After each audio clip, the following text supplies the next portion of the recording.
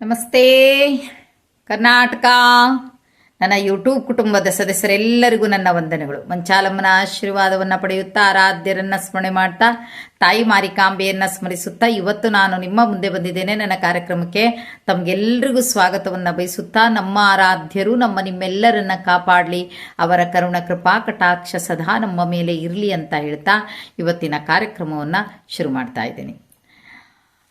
ಪ್ರತಿಯೊಂದು ಹೆಣ್ಣುಮಕ್ಕಳು ಕೇಳುವಂಥದ್ದು ಏನು ಅಂದರೆ, ಮದುವೆ ಆದ ಮೇಲೆ, ಮದುವೆ ಆಗೋಕ್ಕಿಂತ ಮುಂಚೆ ಕೇಳ್ತಾರೆ, ಏನು ನನಗೆ ಒಳ್ಳೆ ಗಂಡ ಸಿಗ್ಲಪ್ಪ, ಯಾವುದೇ ಕೆಟ್ಟ ಅಭ್ಯಾಸಗಳು ಇರಬಾರ್ದಪ್ಪ, ನನ್ನನ್ನು ತುಂಬ ಪ್ರೀತಿ ಮಾಡಬೇಕಪ್ಪ, ನನ್ನನ್ನು ಚೆನ್ನಾಗಿ ನೋಡ್ಕೋಬೇಕಪ್ಪ, ನಾವು ಆರಾಮಾಗಿರಬೇಕಪ್ಪ ಅಂತ ಏನೇನೋ ಪಾಪ ಕನಸುಗಳನ್ನು ಕಾಣ್ತಾರೆ.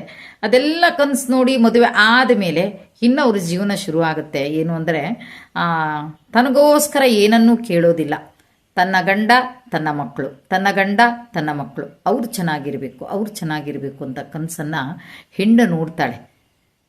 ಮತ್ತೆ ಗಂಡ ಆದವರು ನೋಡ್ತಾರೋ ಇಲ್ಲೋ ಗೊತ್ತಿಲ್ಲ, ಆದರೆ ಹೆಂಡತಿ ಆದವಳು ಮಾತ್ರ ಹೆಣ್ಣು ಅದೇ ರೀತಿ ಕನಸುಗಳನ್ನು ಕಾಣ್ತಾರೆ. ತುಂಬ ಜನ ಯಾರು ನೋಡದೇ ಇರೋಕ್ಕೆ ಸಾಧ್ಯ ಇಲ್ಲ. ಹೆಣ್ಮಕ್ಳು ಎಲ್ಲರೂ ಇದೇ ಕನಸನ್ನು ಕಾಣೋದು, ಚೆನ್ನಾಗಿರಬೇಕು. ತನಗೇನೇ ಬರಲಿ, ಜ್ವರ ಬಂದರೆ ಇದು ಲಕ್ಷ್ಯ ತಗೊಳ್ಳಲ್ಲ. ಆದರೆ ಗಂಡನಿಗೆ ಮಕ್ಕಳಿಗೆ ಏನಾದರೂ ಆಯಿತು ಅಂದರೆ, ಸಣ್ಣ ಜ್ವರ ಬಂದರು ಅಂದರೆ ಸಾಕು, ಅವರೇ ಪೇಷಂಟ್ ಆಗಿಬಿಡ್ತಾರೆ.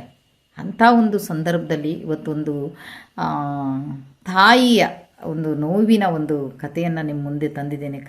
ಕಥೆನೇ ಆಗುತ್ತೆ ಇದು, ನಾವು ಹೇಳ್ತಾ ಹೋದರೆ ನಿಜ ಜೀವನದಲ್ಲಿ ನಡೆದಿರುವಂಥದ್ದು. ಆ ಹೆಣ್ಮಗಳು ನನಗೆ ಕಾಲ್ ಮಾಡಿದಾಗ ತುಂಬ ಅಳ್ತಾರೆ. ಯಾಕೆ ಅಳ್ತೀರಿ, ಏನಾಯಿತು ಅಂತ ಕೇಳಿದಾಗ ಅವರು ಹೇಳ್ತಾರೆ, ನನಗೆ 2 ಮಕ್ಕಳಮ್ಮ, 2 ಗಂಡು ಮಕ್ಕಳೊಳಗೆ ಒಂದು ಮಗ ತೀರೋಗ್ಬಿಟ್ಟಮ್ಮ, ನನ್ನ ಜೊತೆ ಇಲ್ಲಮ್ಮ, 11 ವರ್ಷದ ಕಂದಮ್ಮ ಅಮ್ಮ, 2 ಗಂಡು ಮಕ್ಕಳು ನನಗೆ ಅಂತ ಹೇಳ್ತಾರೆ. ಏನಾಯಿತು ಅಂತ ಸಮಾಧಾನ ಮಾಡಿ ಅವ್ರ ಹತ್ರ ಕೇಳ್ತೀನಿ, ಏನಾಯ್ತು ಹೇಳಿ, ಯಾಕೆ ಏನಾಯಿತು, ಅಷ್ಟು ವರ್ಷ ಇದ್ದವನು ಏನಾಯಿತು, ಏನಾದರೂ ಕಾಯಿಲೆಗಳು ಬಂದಿತ್ತಾ ಅಂತ ಕೇಳಿದಾಗ, ಇಲ್ಲಮ್ಮ ಯಾವ ಕಾಯಿಲೆನೂ ಬಂದಿಲ್ಲ, ಆರಾಮಾಗಿ ಬೆಂಗಳೂರಲ್ಲಿ ಚೆನ್ನಾಗಿದ್ವಿ, ನಾವು ಒಳ್ಳೆ ಸ್ಕೂಲಿಗೂ ಹಾಕ್ಕೊಂಡಿದ್ರು ಅವನ್ನ. ಜೊತೆಗೆ ಗುರುವಾರ ಆಗಿ ಹುಟ್ಟಿದ್ದ ಅವನು, ಆದರೆ ರಾಯರ ಭಕ್ತರು ಮತ್ತು ಗುರುವಾರ ಆಗಿ ಹುಟ್ಟಿದ್ರೆ ಆ ಮಗು ಸಣ್ಣ ಮಗುವಿನಿಂದಲೇ ಒಂಥರ ದೇವರ ಆರಾಧಕ. ಅವನು ಪೂಜೆಯನ್ನು ಮಾಡ್ತಾಯಿದ್ದ, ಕೃಷ್ಣನನ್ನು ಪೂಜೆಯನ್ನು ಮಾಡೋದಂದರೆ ತುಂಬ ಇಷ್ಟ ಅಂತೆ ಆ ಹುಡುಗನಿಗೆ, ತುಂಬ ಇಷ್ಟ. ಅವನು ಎಷ್ಟು ನೋಡ್ರು ಮಕ್ಕಳ ಜೊತೆ ಆಡೋಕ್ಕೆ ಹೋಗ್ತಿರ್ಲಿಲ್ಲ, ಏನಿಲ್ಲ. ಅವನಿಗೆ ಗೊತ್ತಿರೋದು ಸ್ಕೂಲು ಬಿಟ್ಟರು, ಮನೆ ಬಿಟ್ಟರೆ ದೇವ್ರ ಪೂಜೆ, ಇದಿಷ್ಟೇ ಅಂತೆ ಅವನಿಗೆ ಗೊತ್ತಿರೋದು. ಹಾಗೆ ಏನು ಮಾಡಿದರು ಇವರು ಪಾಪ, ಒಂದು ಕೃಷ್ಣನಿಗೆ ಗೋಲ್ಡನ್ ಇದು ಕಟ್ಟು ಹಾಕಿಸಿ ಸಹಿತ ಕೊಟ್ಟಿದ್ರು, ಅವ್ನು ಪೂಜೆ ಮಾಡಲಿ ಅಂತ ಕೊಟ್ಟಿದ್ದರು. ಆಗ ಒಂದು ಕೊನೆಯ 10 ವರ್ಷದ ಬರ್ತ್ಡೇ ಆಗುತ್ತೆ. ಅವರು ಪಾಪ ಥರ್ಮಾಕೋಲಲ್ಲಿ ಚಂದ ಡೆಕೋರೇಷನ್ ಎಲ್ಲ ಮಾಡಿದಾಗ ಅದನ್ನು ಬರ್ತ್ಡೇ ಎಲ್ಲ ಆದಮೇಲೆ ಅದನ್ನು ಏನು ಮಾಡಿದ್ದಾರೆ, ಅವರು ಎತ್ತಿಡ್ಲಿಕ್ಕೆ ಪ್ರಯತ್ನ ಮಾಡಿದ್ದಾರೆ. ಆಗ ಆ ಹುಡುಗ ಹೇಳ್ತಾನೆ, ಇಲ್ಲ ಯಾಕೆ ಸುಮ್ಮನೆ ಎತ್ತಿಡ್ತಾ ಇದೆಯಾ, ಇದೇ ವರ್ಷ ಲಾಸ್ಟು ನನಗೆ ಅಂತಾನೆ.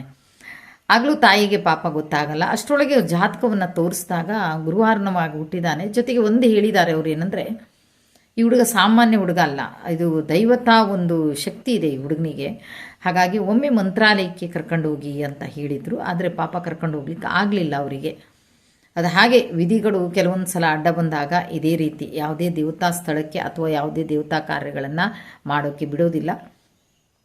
ಆಗಲಿಲ್ಲ. ಆಗಲೂ ಆ ಮಾತಿನ ಕಡೆ ಅವ್ರಿಗೆ ಅಷ್ಟೇನೂ ನಿಗಾ ಬರಲಿಲ್ಲ.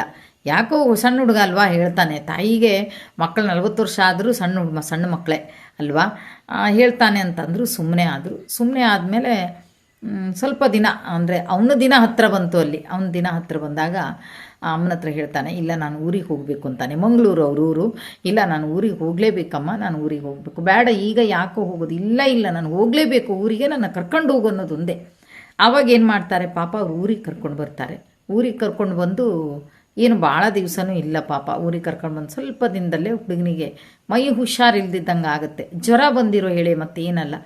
ಹಾಗೆ ಆಸ್ಪತ್ರೆಗೆ ಅಡ್ಮಿಟ್ ಮಾಡ್ತಾರೆ. ಡಾಕ್ಟ್ರ್ ಹೇಳ್ತಾರೆ, ನಾಳೆ ಡಿಸ್ಚಾರ್ಜ್ ಮಾಡ್ಕೊಂಡು ಹೋಗ್ಬೋದು, ಏನೂ ತೊಂದರೆ ಇಲ್ಲ ಅಂತ ಹೇಳ್ತಾರೆ. ಖುಷಿಯಾಗೇ ಇದ್ದರು ಇವರೆಲ್ಲರೂ, ಮಾಡ್ಕೊಂಡು ಹೋಗಬೇಕು ಅಂತೇಳಿ. ಹಾಗೆ ನಾಳೆ ಡಿಸ್ಚಾರ್ಜ್ ಅಂದರೆ ಇವತ್ತೇ ತಂದೆ ಮೊಬೈಲ್ ನೋಡ್ತಾ ಇದ್ದಾರೆ. ಆಗ ಮೊಬೈಲ್ ಬಿದ್ದು ಒಡೆದು ಹೋಗುತ್ತೆ. ಅವಾಗ ಒಡೆದು ಹೋದಾಗ ಅವಾಗ ಹುಡುಗ ಹೇಳ್ತಾನೆ, ಅಪ್ಪ ಅಯ್ಯೋ, ಅವ್ರು ಹೇಳ್ತಾರೆ, ಅಯ್ಯೋ ಮೊಬೈಲೇ ಒಡೆದು ಹೋಗ್ಬಿಡ್ತಲ್ಲ, ಅಥವಾ ಇನ್ನೇನು ಮಾಡೋದು ಅನ್ನುವಾಗ ಆ ಹುಡುಗ ಆವಾಗ ಹೇಳ್ತಾನೆ ಬೆಡ್ ಮೇಲೆ ಮಲ್ಕೊಂಡು, ಅಪ್ಪ ನನಗೆ ಇನ್ನು ಈ ಮೊಬೈಲಿನ ಅವಶ್ಯಕತೆ ಇಲ್ಲ ಅಪ್ಪ, ನನಗೆ ಇನ್ಮೇಲೆ ನೀನು ತಗೋದನ್ನು ಅಂತ ಹೇಳಿ ಅಲ್ಲಿಯವರೆಗೂ ಆ ಹುಡುಗ ಏನು ಆ ಲಾಕಿಗೆ ಒಂದು ನಂಬರ್ ಇಟ್ಕೋತಾರಲ್ವ, ಪಾಸ್ವರ್ಡ್ ನಂಬರ್, ಅದನ್ನ ಯಾರಿಗೂ ಗೊತ್ತಿಲ್ಲ, ಯಾರಿಗೂ ಹೇಳಲೂ ಇಲ್ಲ. ಅವತ್ತು ತಂದೆಗೆ ಹೇಳ್ತಾನೆ, ಈ ಪಾಸ್ವರ್ಡ್ ನಂಬರ್ ನಂದು, ಈ ಮೊಬೈಲ್ ಇನ್ಮೇಲೆ ನಿನಗೆ ಅಂತ ಅಪ್ಪನ ಕೈಯಲ್ಲಿ ಕೊಡ್ತಾನೆ. ಆಗಲೂ ಆ ತಾಯಿಗೆ ಅನಿಸ್ಲಿಲ್ಲ, ಯಾಕಂದರೆ ಆರಾಮಿದ್ದಾನೆ ಹುಡುಗ, ನಾಳೆ ಡಿಸ್ಚಾರ್ಜ್ ಮಾಡ್ಕೊಂಡು ಹೋಗಬೇಕು ಅಂಥವನಿಗೆ ಯಾವ ತಾಯಿಗಾದರೂ ಬರುತ್ತಾ ಆ ರೀತಿ ಯೋಚನೆ? ಬರಲಿಕ್ಕಂತೂ ಸಾಧ್ಯನೇ ಇಲ್ಲ. ಆದರೆ ಆ ಮಗು ಗುರುವಾರನೇ ಮತ್ತೆ ಕೈ ಬಿಟ್ಟು ಹೋಗುತ್ತೆ. ಆದರೆ ಆ ತಾಯಿ ಇವತ್ತಿಗೂ ನನ್ನ ಮಗ ಮತ್ತೆ ವಾಪಸ್ ಮತ್ತೆ ಬರ್ತಾನೆ, ನನಗೆ ಮತ್ತೆ ಪುನಃ ಮಗನಾಗಿ ಬರ್ತಾನೆ ಅನ್ನೋ ಒಂದು ಆಶೆ ಆಕಾಂಕ್ಷೆ ಆ ತಾಯಿಯ ಹೃದಯದಲ್ಲಿ ಈಗಲೂ ತುಂಬಿಕೊಂಡಿದೆ. ಜೊತೆಗೆ ನಮ್ಮ ಮಂಗಳೂರಿನವರು ನನ್ನ ಫ್ರೆಂಡ್ ಒಬ್ರಿಗೆ ಫೋನ್ ಮಾಡಿದಾಗಲೂ ಅವ್ರು ಹೇಳಿದಾರಂತೆ, ಭಯಪಡಬೇಡ, ಯಾವುದಾದ್ರೂ ರೂಪದಲ್ಲಿ ರಾಯರು ನಿನ್ನ ಹತ್ರ ಕಳಿಸ್ಕೊಟ್ಟೇ ಕೊಡ್ತಾರೆ, ಹೆದರಬೇಡ ನೀನು ಅಂತ. ನೋಡಿ ಎಂಥ ಆಶ್ಚರ್ಯ ಅಂದರೆ, ಊರಿಗೆ ಬರುವಂಥ ಸಂದರ್ಭದಲ್ಲಿ ಏನು ಮಾಡಿದ್ದಾನೆ ಹುಡುಗ, ತಾನು ಪೂಜೆ ಮಾಡುವಂಥ ಕೃಷ್ಣನನ್ನು ತೆಗೆದು ತನ್ನ ಫ್ರೆಂಡಿಗೆ ಕೊಟ್ಟಿದ್ದಾನೆ. ಇವ್ರಿಗೆ ಗೊತ್ತಿಲ್ಲ ಅದು. ಇವರು ಒಂದು ದಿವಸ ಅವನ ಹತ್ರ ನೋಡಿದಾಗ ಕೇಳ್ತಾರೆ, ಅಲ್ಲ ಕಣೋ, ಇದೇನು ಇದು, ನನ್ನ ಮಗ ಪೂಜೆ ಮಾಡ್ತಾ ಇರೋ ಕೃಷ್ಣ ಅಲ್ವಾ, ನಿನಗೆ ಹೇಗೆ ಬಂತು ಅಂತ ಕೇಳಿದಾಗ ಆವಾಗ ಆ ಹುಡುಗ ಹೇಳ್ತಾನೆ, ಇಲ್ಲ, ಇನ್ನು ಮೇಲೆ ಈ ಪೂಜೆನ ನೀನು ಮಾಡಬೇಕು, ನಾನು ಇನ್ಮೇಲೆ ಊರಿಗೆ ಹೋದವನು ತಿರುಗಿ ಬರುವುದಿಲ್ಲ ಅಂತ ಹೇಳಿದ್ದ ಆಂಟಿ ನನ್ನ ಹತ್ರ. ಆದರೆ ಯಾವುದೇ ಕಾರಣಕ್ಕೂ ಅಮ್ಮನ ಹತ್ರ ಹೇಳಬೇಡ, ಯಾಕಂದರೆ ಅಮ್ಮ ಬೈತಾರೆ, ಯಾಕಂದರೆ ಅದಕ್ಕೆ ಗೋಲ್ಡನ್ ಕಟ್ ಹಾಕ್ಸ್ಕೊಟ್ಟಿದ್ದಾರೆ ಅವರು, ಅಮ್ಮ ಬೈತಾರೆ, ಹಾಗಾಗಿ ಹೇಳಬೇಡಿ ಅಂತ ಹೇಳಿದಾನೆ. ನಿಮ್ಗೆ ಇವತ್ತು ಗೊತ್ತಾಗಿದ್ದಕ್ಕೆ ಹೇಳ್ತಾ ಇದ್ದೀನಿ. ನಾನು ಬರೋದಿಲ್ಲ, ಪೂಜೆ ನೀನೇ ಮಾಡಬೇಕು ಅಂತ ಹೇಳಿದ್ದ, ನಾನೇ ಮಾಡ್ತಾ ಇದ್ದೀನಮ್ಮ ಅಂದಾಗ ಅವರು ಪಾಪ ಅದನ್ನು ಇಸ್ಕೊಂಡು ಬಂದಿಲ್ಲ, ಬಿಟ್ಟು ಬಂದುಬಿಡ್ತಾರೆ. ನೀನೇ ಪೂಜೆ ಮಾಡು, ಅವನ ಇಷ್ಟ ಇದೆ ಅಲ್ವಾ, ನೀನು ಪೂಜೆ ಮಾಡಬೇಕು ಅಂತೇಳಿ ನೀನೇ ಪೂಜೆ ಮಾಡು ಅಂತ ಬೆಂಗಳೂರನ್ನೇ ಬಿಟ್ಟು ಬಿಡ್ತಾರೆ ಅವರಲ್ಲಿಂದ. ಬೆಂಗಳೂರನ್ನು ಬಿಟ್ಟು ಈಗ ಮಂಗಳೂರಿಗೆ ಬಂದು ನೆಲೆಯಾಗಿದ್ದಾರೆ. ಆದರೆ ಆ ತಾಯಿಗೊಂದು ಆಸೆ ಆಕಾಂಕ್ಷೆ ಇದೆ, ನನ್ನ ಮಗ ಮತ್ತೆ ಹುಟ್ಟಿ ಬರ್ತಾನೆ, ರಾಯರ ಮಂತ್ರಾಲಯಕ್ಕೆ ಆಗಾಗ ಹೋಗಿ ಬರ್ತಾರೆ, ರಾಯರ ಹತ್ರ ಕೇಳ್ತಾರೆ, ರಾಯರೇ ಮತ್ತೆ ತಿರುಗಿ ಕೊಡಿ ಅವನ್ನ, ಮತ್ತೆ ತಿರುಗಿ ಕೊಡಿ ಅಂತ. ಬಹುಶಃ ಆ ತಾಯಿಯ ಆಸೆ ಇದೆ. ಅದಕ್ಕೆ ಎಲ್ಲ ರಾಯರ ಭಕ್ತರುಗಳು ನಾವು ಆ ತಾಯಿಯ ಆಸೆ ಈಡೇರಲಿ. ಎರಡು ಆಸೆ ಇದೆ, ನನ್ನ ಉದರದಲ್ಲೇ ಅವನು ಹುಟ್ಟು ಬರಬೇಕು, ಇಲ್ಲ ನನಗೆ ಮೊಮ್ಮಗು ಆಗಿ ಬರಬೇಕು. ಯಾಕಂದರೆ ಇನ್ನೊಂದು ಮಗ ಇದ್ದಾನೆ, ಅವರಿಗೆ ಇಂಜಿನಿಯರ್ ಕಲಿತಾ ಇದ್ದಾನೆ ಹುಡುಗ, ಬರಬೇಕು ಅನ್ನೋ ಆಸೆ ಆ ತಾಯಿಗಿದೆ. ಬರಲೇಬೇಕು, ನಾನು ಸಾಯೋದ್ರೊಳಗೆ ನನ್ನ ಕಂದಮ್ಮನ್ನ ನೋಡಲೇಬೇಕು ಅನ್ನೋ ಆ ತಾಯಿ ತವಕ ಇದೆ. ಜೊತೆಗೆ ತನಗೆ ಮಗು ಆಗಬಹುದೇನೋ ಅನ್ನೋ ನಂಬಿಕೆ ಸಹಿತ ಇದೆ. ನಾ ಹೇಳಿದ್ದೆ, ರಾಯರು ಯಾವ ರೀತಿ ಇದು ಮಾಡ್ತಾರೆ ಅಂತ ಗೊತ್ತಿಲ್ಲ. ರಾಯರ ತೀರ್ಮಾನನೇ ಕೊನೆಯ ತೀರ್ಮಾನ ಆಗಿರುತ್ತೆ.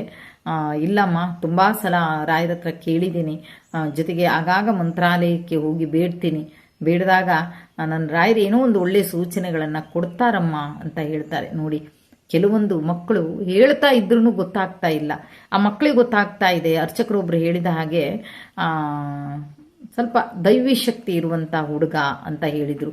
ಆ ದೈವಿ ಶಕ್ತಿ ಅಂತ ಇರುವಂಥ ಹುಡುಗರು ಭಾಳ ಟೈಮ್, ತುಂಬ ಜನರು ನೋಡಿದ್ದೀನಿ ನಾನು, ಹೀಗೆ ಇದು ಮಾಡೋರನ್ನ ತುಂಬ ಟೈಮ್ ಇದಾಗಲ್ಲ ಅವರು. ಆದರೆ ಈ ತಾಯಿಗೆ ಪಾಪ ಅವನು ಹೆಜ್ಜೆಗೂ ಹೇಳ್ತಾ ಇರೋದು ಗೊತ್ತಾಗಲಿಲ್ಲ. ಅರ್ಚಕರೊಮ್ಮೆ ಮಂತ್ರಾಲಯಕ್ಕೆ ಹೋಗಿ ಬನ್ನಿ ಅಂದರು, ಅದು ತಾಯಿಗೆ ಕರ್ಕೊಂಡು ಹೋಗೋಕೆ ಆಗಿಲ್ಲ. ಆಗದೇ ಇಲ್ಲ, ಅವರೇನು ಇವರಲ್ಲ, ಕರ್ಕೊಂಡು ಹೋಗೋಕೆ ಆಗೋದಿಲ್ಲ ಅನ್ನೋ ಪರಿಸ್ಥಿತಿಯಲ್ಲಿ ಏನಿಲ್ಲ ಅವರು. ಆದರೆ ಅವ್ರಿಗೆ ಏನು ಗೊತ್ತಿಲ್ಲ, ಒಂದಲ್ಲ ಒಂದು ಅಡೆತಡೆಗಳು ಬಂದು ಅವರು ಹೋಗಿಲ್ಲ ಅಲ್ಲಿಗೆ. ಕೊನೆಗೂ ಆ ಮಗು ಆ ತಾಯಿ ಮಡ್ಲಿಂದ ಹೋಗುತ್ತೆ. ಹಾಗಾಗಿ ನೀವು ಎಲ್ಲರೂ ರಾಯರ ಭಕ್ತರು ಕೇಳೋಣ, ಆ ತಾಯಿಗೆ ಆ ಮಗು ಮತ್ತೆ ನಮ್ಮ ರಾಯರು ಪ್ರಸಾದವಾಗಿ ಆ ಮಗುವನ್ನು ಮತ್ತೆ ಇದು ವಾಪಸ್ ಕೊಡಲಿ, ಆ ತಾಯಿ ಮಡ್ಲಲ್ಲಿ ಅದು ಆಡಲಿ. ಮತ್ತೆ ಅದೇನೋ ಅವನು ಫೋನ್ ಮಾಡಿದಾಗ ಹೇಳಿದರು, ನನ್ನ ಉದರದಲ್ಲೇ ಹುಟ್ಟು ಬರಬೇಕು ಅವನು, ಇಲ್ಲ ಅಂದರೆ ನನಗೆ ಮೊಮ್ಮಗು ಆದರೂ ನನಗೆ ಕಾಣಬೇಕಮ್ಮ, ನನಗೆ ಆಸೆ ಇದೆ. ಅದಕ್ಕೋಸ್ಕರ ಒಂದೊಂದು ಸಲ ಅನಿಸ್ಕೊಂಡಿದ್ದು ಇದೆ, ನಾನು ಜೀವನೇ ಬೇಡ ಅಂತೇಳಿ ಅಂತ. ಅವಾಗ ನಾನು ಹೇಳಿದೆ, ನೀನು ಜೀವ ಬೇಡ ಅಂತ ಹೇಳಿದ್ರೆ ಇನ್ನೊಂದು ಇದೆಯಲ್ಲಮ್ಮ, ಅದಕ್ಕೆ ಹೌದಮ್ಮ, ಇಲ್ಲ ಅವನಿಗೋಸ್ಕರನೇ ಇದು ಮಾಡ್ಕೊಂಡಿದ್ದೀನಿ. ಎಷ್ಟೋ ಸಲ ನನ್ನ ಮಗನೇ ನನಗೆ ಸಮಾಧಾನ ಮಾಡ್ತಾನೆ, ಚಿಂತೆ ಮಾಡಬೇಡ, ಏನು ಮಾಡಲಿ ಅಮ್ಮ, ನಾನಿದ್ದೀನಿ ಅಂತಾನೆ. ಏನು ಮಾಡೋಕ್ಕಾಗಲ್ಲಮ್ಮ, ಅದಕ್ಕೆ ಅವನ ಮತ್ತೆ ಬರುವಿಕೆಗೋಸ್ಕರ ಕಾಯ್ತಾ ಇದ್ದೀನಿ ಅಂತಂದು ನೀವೆಲ್ಲ ಆಶೀರ್ವಾದ ಮಾಡಿ ಅಮ್ಮ, ನೀವೆಲ್ಲ ಆಶೀರ್ವಾದ ಮಾಡಿ ಅಮ್ಮ ಅಂತಾರೆ. ಹಾಗಾಗಿ ಆ ಹೆಣ್ಣು ಮಗಳ ಆ ಒಂದು ಕನಸು ಏನಿದೆ, ಆ ಕನಸು ನನಸಾಗಲಿ, ಆ ರಾಯರು, ನಮ್ಮ ರಾಯರು ನನಸು ಮಾಡಿ ಕೊಡಲಿ ಅವರಿಗೆ ಕನಸನ್ನು. ರಾಯರ ಮೇಲೆ ಅಪಾರವಾದಂಥ ನಂಬಿಕೆಯನ್ನು ಇಟ್ಕೊಂಡಿದ್ರು. ಮತ್ತೆ ನನ್ನ ಮಗ ಬಂದೇ ಬರ್ತಾನೆ ಅನ್ನೋ ನಂಬಿಕೆ ಸಹಿತ ಅವರಿಗಿದೆ. ರಾಯರು ವರಪ್ರಸಾದವಾಗಿ ಕೊಟ್ಟೇ ಕೊಡ್ತಾರೆ ಅನ್ನೋ ನಂಬಿಕೆ ಇದೆ. ಹಾಗಾದರೆ ಆ ತಾಯಿಯ ನಂಬಿಕೆ ಈಡೇರಲಿ ಅಂತ ಹೇಳ್ತಾ ನಾವೆಲ್ಲರೂ ಪ್ರಾರ್ಥನೆಯನ್ನು ಮಾಡೋಣ ಅಂತ ಹೇಳ್ತಾ ಇವತ್ತಿನ ಈ ಕಾರ್ಯಕ್ರಮವನ್ನು ಇಲ್ಲಿಗೆ ಮುಗಿಸ್ತಾ ಇದ್ದೀನಿ. ಜೈ ಹಿಂದ್, ಜೈ ಕರ್ನಾಟಕ ಮಾತೆ. ಸರ್ವೇ ಜನ ಸುಖಿನೋ ಭವಂತು.